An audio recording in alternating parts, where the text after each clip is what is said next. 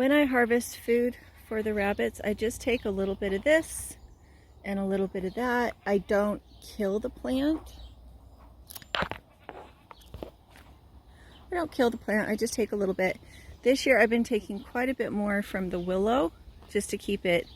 You can see this is even, this is even, this is even. And then I get up here and I have a couple that are a little taller. Those are what I'm going to cut.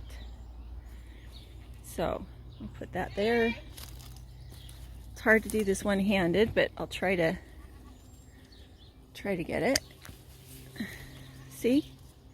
So what the amount that I'm cutting right now is enough for a mama, not enough for a cage with babies. So you can see we've got a lot of growth now since we got rid of the ducks. None of this would be here if we still had ducks, because the ducks will clean up everything under the trees. So sometimes it's really worth it to have a little bit of poultry.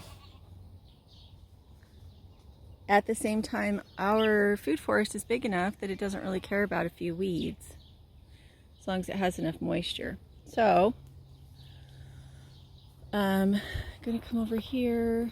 I like to take the really little green ones, about that size. I just gave her that little bundle that you saw me cut, and she's happy. She will get more bundle from the vegetable garden too. Oh, but this mama, she must have had babies in the night. Yeah.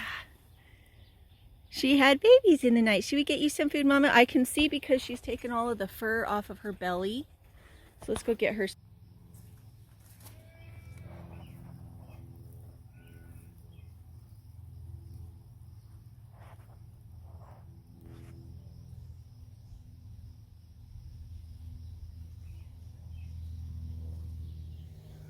One of the other things you can do with herbs is put them into a compost tea.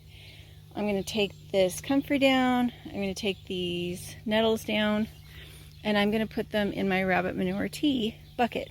I have about a gallon of rabbit manure in here, plus a gallon of milk, some good bacteria that's meant for this kind of thing, and I'm going to let them sit. You can see I've also got some dandelions, I've got some sow thistle, and I'm going to let them sit in here and brew to make me a tea that I can add to plants that are struggling or that are new transplants.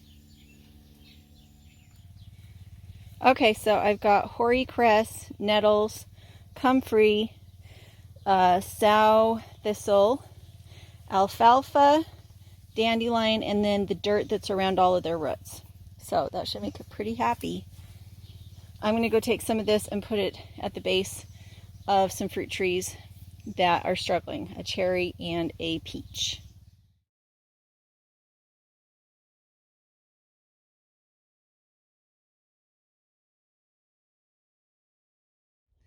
It's come to the point where even the trees in the worst part of my property are starting to make babies. These are seeds from last year that didn't fall.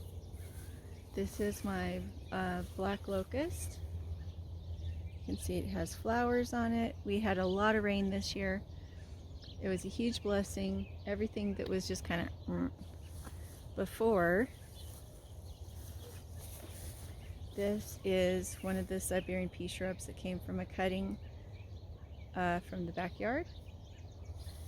These are willows that came from cuttings from my backyard. These are comfrey that came from shoots from my backyard. This is a poplar that came from a cutting from my backyard. And so eventually it'll get there. And take advantage of those really wet years that you get and put down mulch.